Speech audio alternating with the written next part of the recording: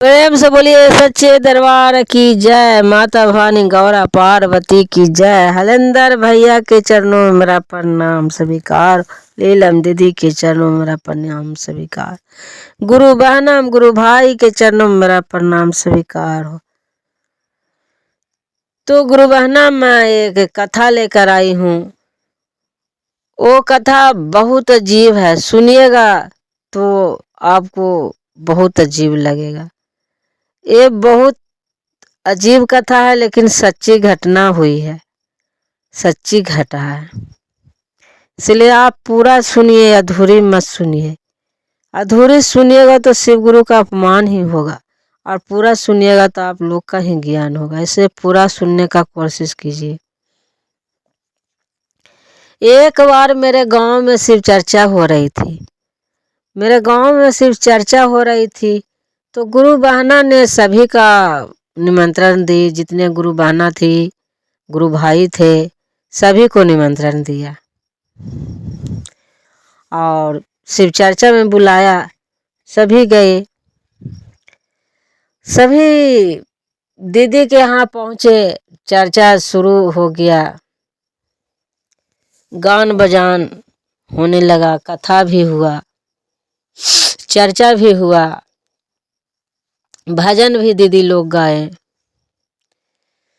शिव चर्चा शुरू हो गया और शिव गुरु का भोग लगाने के लिए लाई थी गुरु बहना ने सेब, केला, अनार और घर का चावल का चून बना ली थी थोड़ा बहुत, और चून का प्रसाद बनाई थी। और क्या किया थी कि एक वो कटोरा में खीर बनाई थी और उसमें सब मसाला, काजू, पिस्ता, बादाम, गरी, छोहारा, किशमिश सब देकर बनाई थी खीर। और वो खीर बनाकर एक कटोरा बड़ा सा में बनाकर झाँप कर और शिव गुरु को भोग लगाते थे। अब भोग लगाते ही समय उसको मन में ऐसा हो गई थी दीदी कि ये जो खीर बनाई है तो आज तो खाना बना नहीं है मेरा घर में। शिव चर्चे में नीप पोत दुनिया जहान में लगी थी बेचारी, तो ये खीर किसी को प्रसाद के रूप में नहीं बांटेंगे। ये खीर अपने बाले बच्चे खाएंगे, क्योंकि खीर में काजू, पिस्ता, बादाम, गरी, छोहारा, किशमिश दिए हैं, तो सब बांट देंगे तो बट जाएगा, तो हमको बाल बच्चा कोची खाएगा। इसलिए ऐसा मन में धर के एक कटोरा में खीर बना के झाँप के भगवान को भोग लगा दी। और बांटने के लिए वही सेब, केला, अनार और चावल का जो चून बनाया था सब प्रसाद था जो बांटने के लिए भोग लगाया था थाली में। पूजा हो गया, प्रसाद बांटने लगा। सब बेचारी तो गुरु बहना, गुरु भाई, गुरु भैया सब प्रसाद सबको वितरण होने लगा। जो मिला जो सब प्रसाद ले लिए। लेकिन पता ना दीदी एक बच्चा कहाँ से आ गया। और गांव तो बड़ा होता है, गांव टोला, तो इधर का बच्चा उधर भी चल जाता है। तो ऐसा भी होता है दीदी कि पहचान में नहीं आता है कि किसका बच्चा है। तो एक छोटा सा बच्चा आ गया और बोलने लगा कि हमें प्रसाद दे दो, हमको भी प्रसाद दे दो। तो जो सबका प्रसाद मिला था वही प्रसाद उसको भी देने लगी। तो वो बच्चा बोलते हैं कि हम नहीं प्रसाद लेंगे, जो कटोरा में झाँपा हुआ है जो प्रसाद हमको दे दो। तो बोलता है कटोरा में तो कुछ नहीं है, लेकिन बच्चा जिद्दी करने लगता है और कहता है कि जो कटोरा में है वही हम लेंगे प्रसाद, हम नहीं प्रसाद लेंगे। फिर भी वो गुरु बहना नहीं देती है प्रसाद कटोरा से निकाल कर, और कहती है कि नहीं बाबू, कटोरा में प्रसाद नहीं है, कटोरा में तो आटा है जो झाँप दिए हैं बचा हुआ है, जो कटोरा में प्रसाद नहीं है। झूठ बोलती है। और वो जो बच्चा था ना दीदी, कौन थे, साक्षात शिव गुरु थे।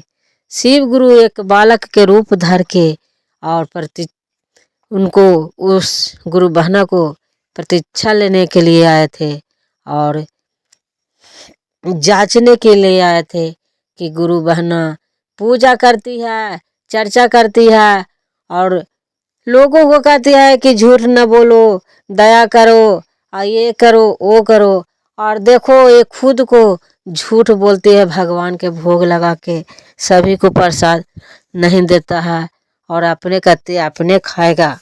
तो दीदी, गुरु बहना, गुरु भाई, चाहे 2 ही दाना हो प्रसाद वितरण कर देना चाहिए।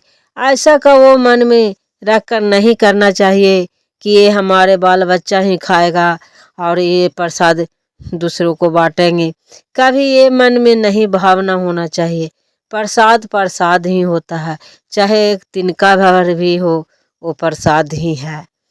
इसलिए प्रसाद जो भी है भगवान के चरण में स्पर्श किए वो प्रसाद ही वितरण कर देना चाहिए। अब तो वो बेचारी सच जानने के कारण से वो क्या कही कि बार बार कहे कि नहीं आटा झापा हुआ है, आटा झापा हुआ है। तो वो बेचारा प्रसाद बच्चा बालक नहीं लिया और वो चले गए। सब दीदी ने बोली गुरु बहना ने कि बच्चा रोते रोते चला गया, पता ना किसका बच्चा था, जे कटोरवा में झापा हुआ था, जे आटा था तो अटवे दे देता। जब वो उघाड़ के देखता है तो देखता है कि सही में आटे ही है।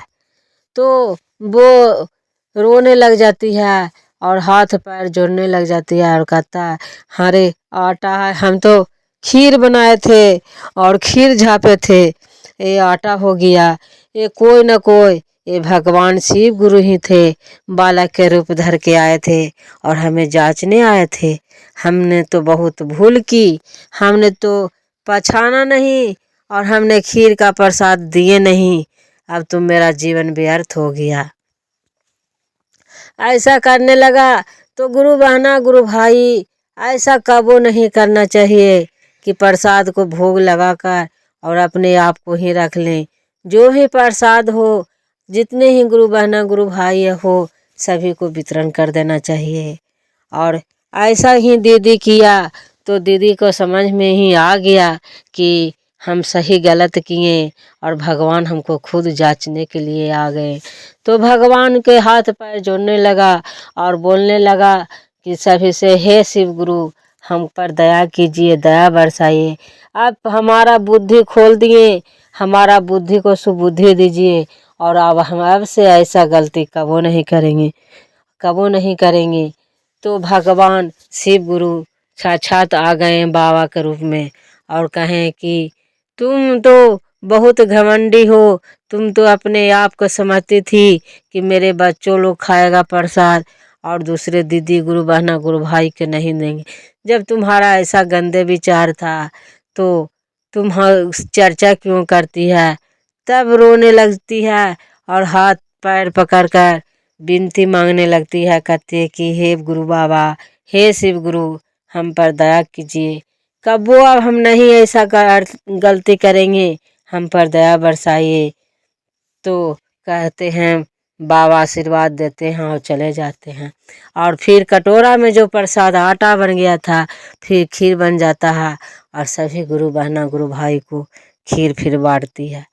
तो दीदी, आप ऐसा जहाँ तक मेरा आवाज़ हो सुन रहे हो, ऐसा गलती कबो नहीं कीजिएगा।